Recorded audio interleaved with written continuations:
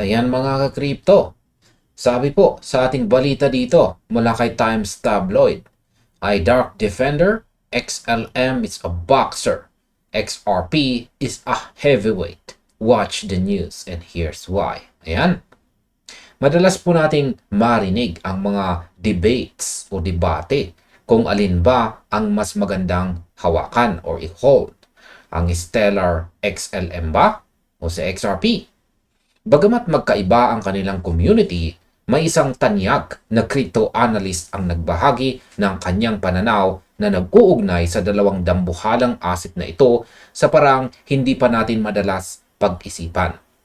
Ayon po sa pinakabagong pahayag ng analyst dito na si Dark Defender, ang market setup ni XLM at saka XRP sa kasalukuyan ay masasabing halos magkapareho or almost identical.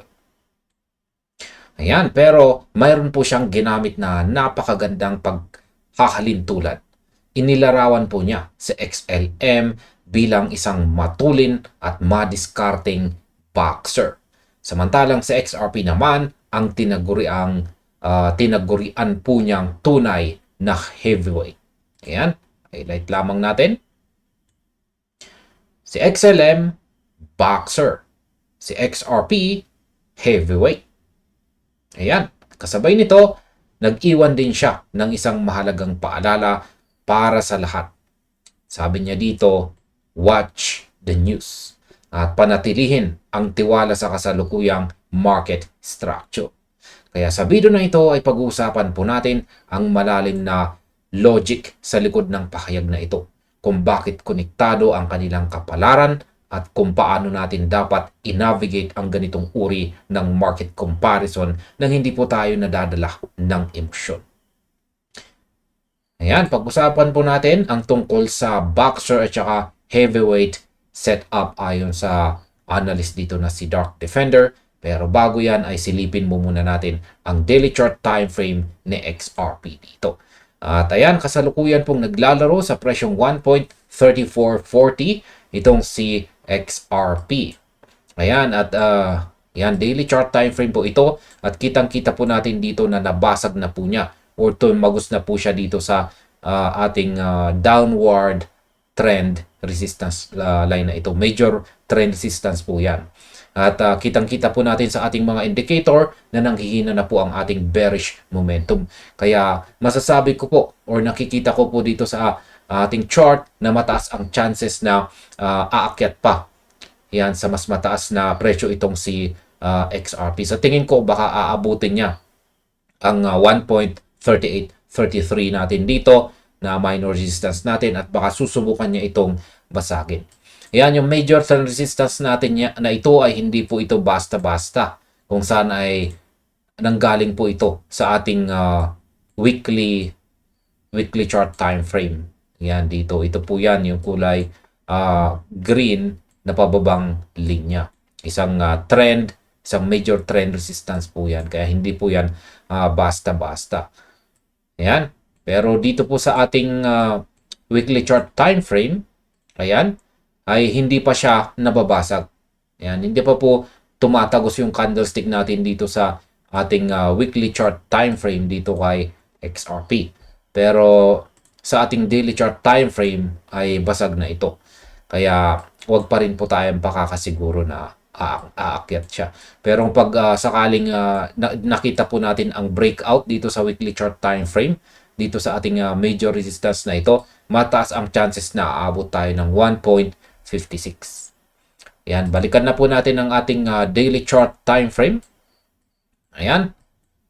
At yan po ulit, ang masasabi ko po is mataas yung chances natin na baka magpapatuloy pa sa pag-angat itong si XRP sa mga paparating na araw at baka aabot siya dito sa 1.3833. Yan, silipin naman po natin itong si XLM. Ayan, si XLM ay nauntog na po dito sa 0.2963 na major resistance natin dito. Nauntog po yung candlestick natin kahapon at bumuo po siya ng isang bearish candlestick kahapon. Pero ngayon, mukhang babanat po siya ulit Ayan, at kasi maski papaano ay bullish pa rin yung mga indicators natin dito. Masasabi kong napaka-bullish pa rin, malakas ang puwersa ng mga buyers. Kaya tingin ko is muli po niyang susubukan basagin yung major resistance natin dito kung saan ay nauntog siya kahapon. Kaya malakas pa rin po ang ating bullish momentum dito. Kaya malaki pa rin ang chances na magpapatuloy po siya sa kanyang pag-angat. Ayan, balikan na po natin ang ating balita dito at atin pong pag-usapan ang tungkol sa boxer at saka heavyweight na yan na sinasabi ni Dark Defender dito. Ayan, bakit nga ba boxer ang tingin ng analyst kay XLM at heavyweight naman kay XRP? Kung titignan po natin ang kasaysayan at ang takbo ng kanilang teknolohiya, si Stellar XLM ay kilala po sa mabilis, murang microtransactions at madalas po itong gumagalaw ng may kakaibang bilis sa mga retail-driven markets. Para itong isang boxer na mabilis gumalaw, umiwas at sumuntok sa ring. Sa kabilang banda, si XRP ay ang heavyweight dahil ito ang nakatutok sa malalaking cross-border institutional settlements, central bank digital currencies or CBDCs at ang mga dambuhalang liquidity hubs ng mga bangko. Ang isang heavyweight ay maaring mas mabigat kumilos sa simula. Pero kapag ang suntok nito ay tumama, ibig sabihin kapag ang institutional adoption ay pumasok na ng buo, ang impact nito sa buong industriya ng finance ay napakalakas at mahirap pigilan. Sa aking opinyon, kung susuriin po natin ang pananaw na ito ng analyst, napakalinaw na ang dalawang asset na ito ay may magkaibang bigat sa market pero sumusunod sa isang parallel path.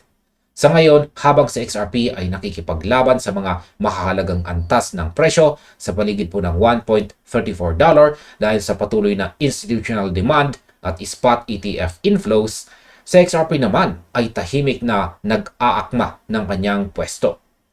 Ang pagkakapareho ng kanilang chart setups na binanggit po ng analyst dito ay nagpapakita ng tinatawag nating smart money ay posibleng nakikita ang dalawang ito bilang isang package deal. Kapag may malaking pondo na pumasok po sa cross-border payment sector, hindi lang isang asset ang makikinabang. Kaya ang masasabi ko po rito, huwag nating tingnan si XLM at XRP bilang magkalaban sa iisang ring. Sa halip, tingnan natin sila bilang dalawang magkaibang atleta na nasa ilalim po ng iisang stable. Kung ang heavyweight na si XRP ay magsisimulang magpakita ng lakas patungo sa mas mataas na targets, asahan po natin na ang boxer na si XLM ay mabilis na susunod sa mga yapak nito dahil sa mas magaan po nitong market capitalization na mas madaling itulak pa itaas ng market momentum. Ayan, ngayon ay pag-usapan naman po natin ang tungkol sa key support levels at saka accumulation zones. Ayan. Kung titignan po natin ang mas malawak na structure ng Stellar XLM, particular po sa weekly time frame, may mga mahalagang aspeto na binigyang diin ng analyst sa kanyang eksklusibong pagsusuri sa Dark Templars Chamber. Sa kabila ng mga nagdaang panghihina ng market na naranasan po ng buong crypto space, si XLM ay patuloy na nagpapakita ng katatagan. Ayon po sa analyst, ang asset ay muling nakaranas po ng isang bounce. Ayan, highlight lamang natin. Isang bounce mula po sa isang rising blue support trend line. Ito po ay isang critical na linya na nagpapanatili ng tinatawag po nating bullish momentum sa pangmatagalang pananaw.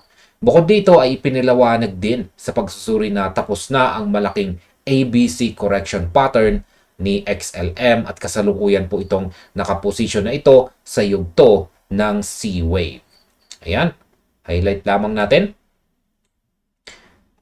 Ayan, ang pinakamalagang suporta o ang key support range naman na dapat pong bantayan ay matatagpuan naman po sa pagitan ng presyong 0.14 at saka 0.16.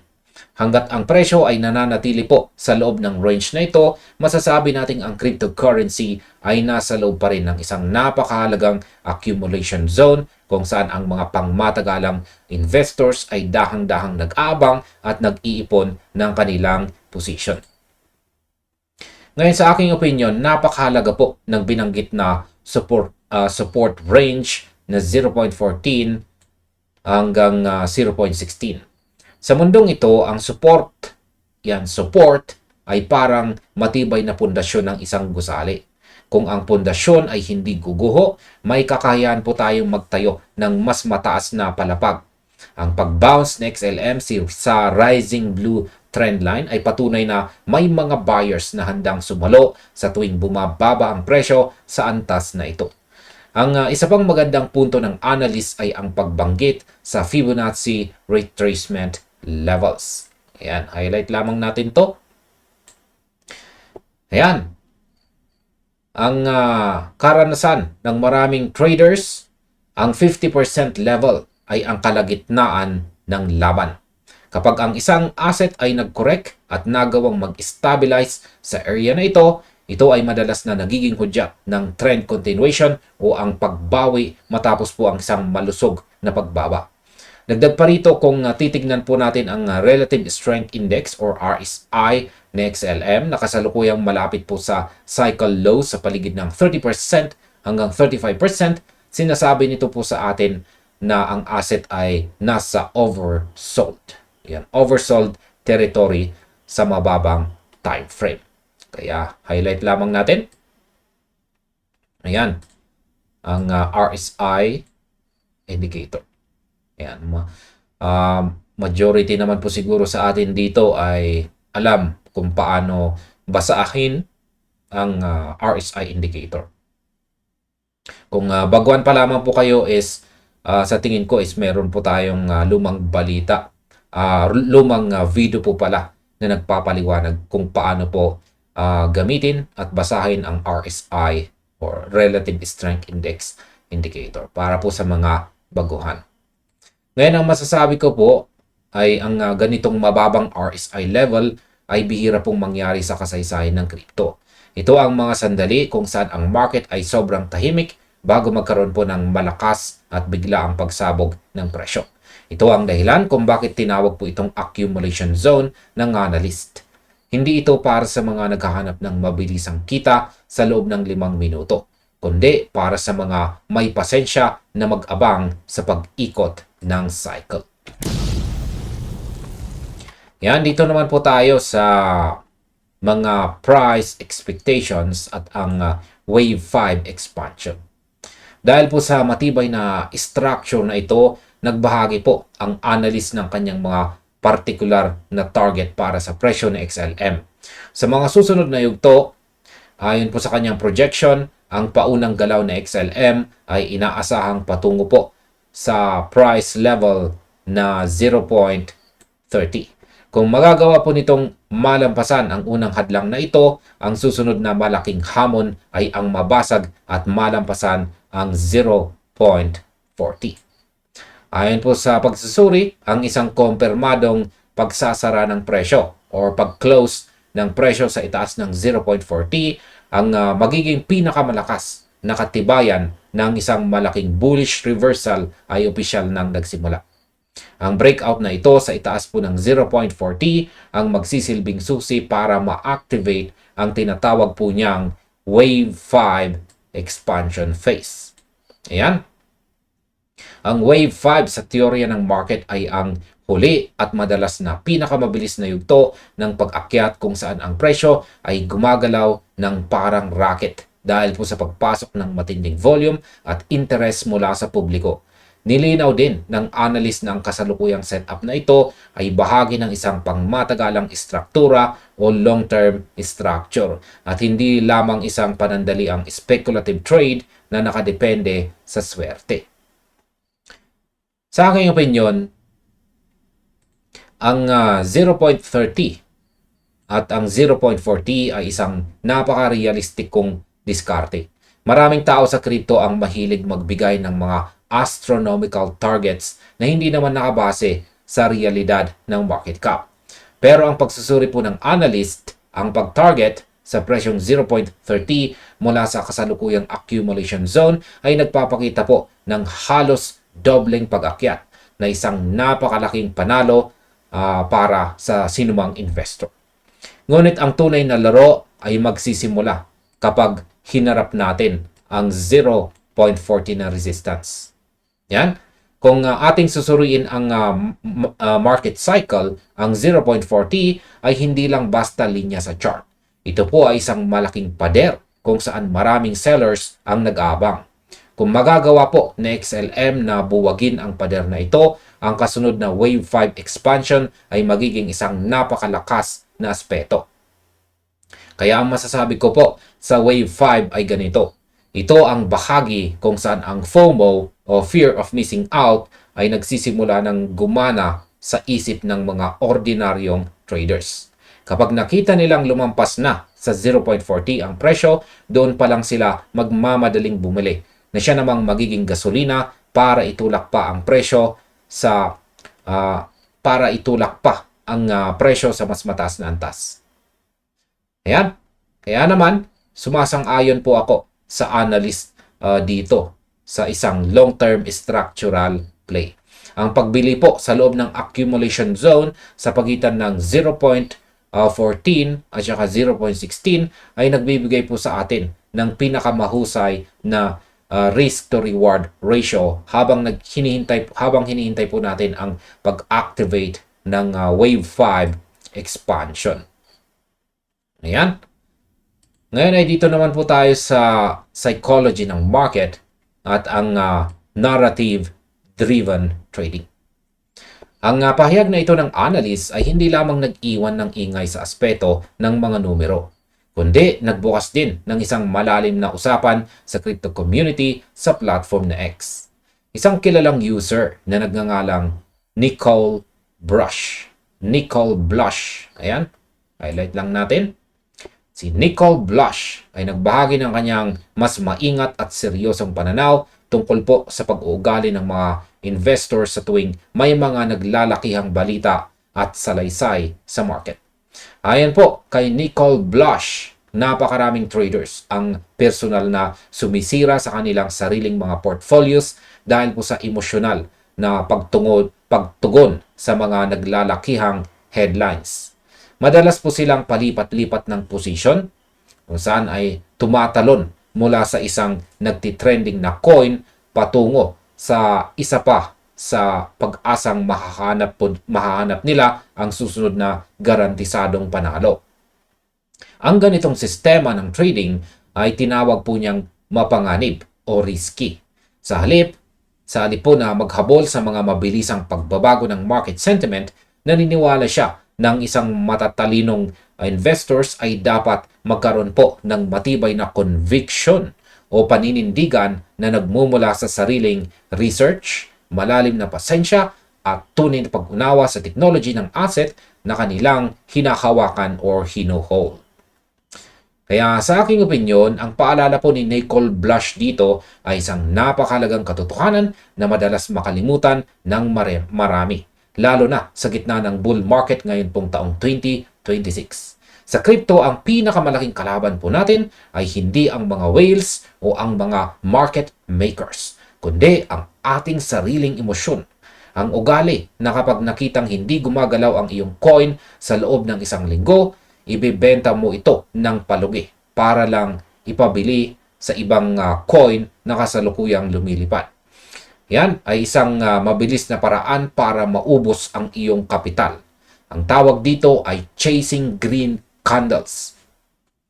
Kung iisipin natin, ang market ay parang isang traffic light.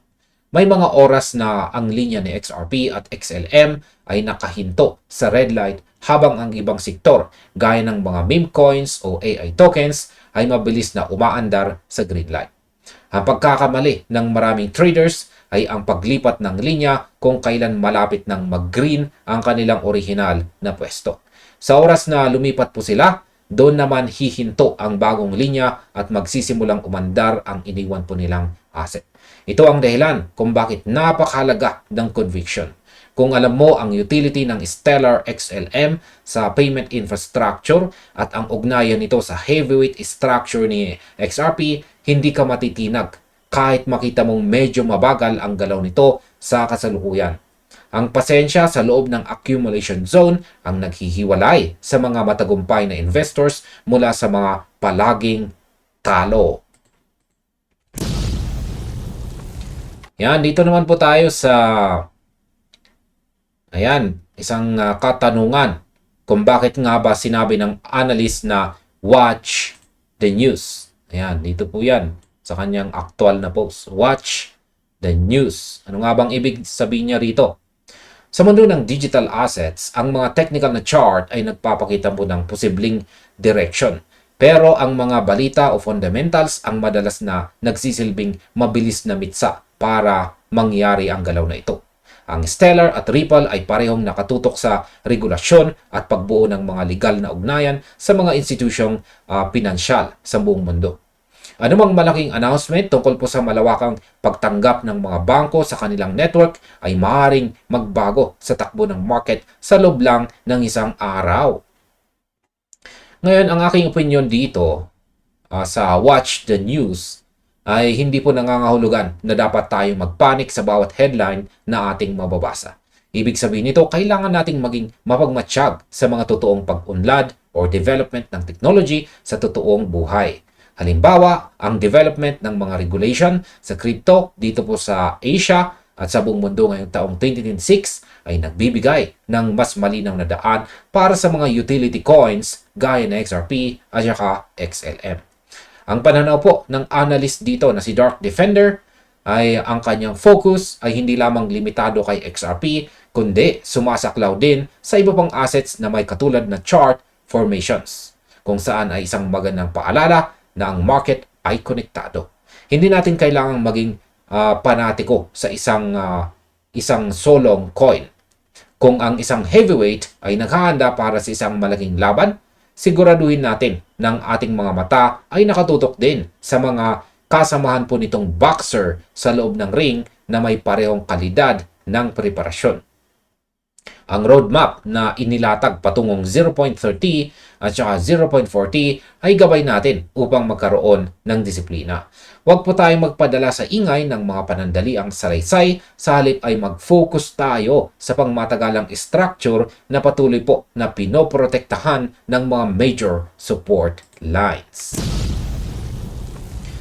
Yan, sa kabuuan, ayan, ang paghahambing po dito kay Stellar XLM bilang isang boxer at saka si XRP bilang isang heavyweight ay nagbibigay po sa atin ng isang napakalinaw na mental picture kung paano po gumagalaw ang payment sector sa crypto market.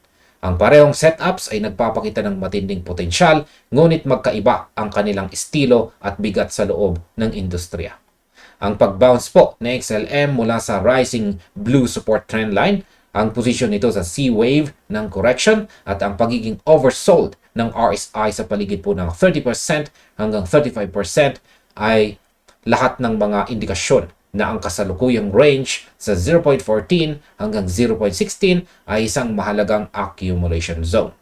Ang mga target na 0.30 at ang pagbasag po sa 0.40 para ma-activate ang Wave 5 expansion ay ang mga milestones na dapat po nating bantayan sa mga susunod na buwan. Higit po sa lahat, ang paalala mula sa usapan ng community na iwasan po ang emotional na paghabol sa mga balita ang dapat pong maging gabay natin upang manatiling ligtas ang ating mga pondo. At ayan mga kakripto, hanggang dito na lamang po tayo sa video na ito. Marami pong salamat sa inyong panunood.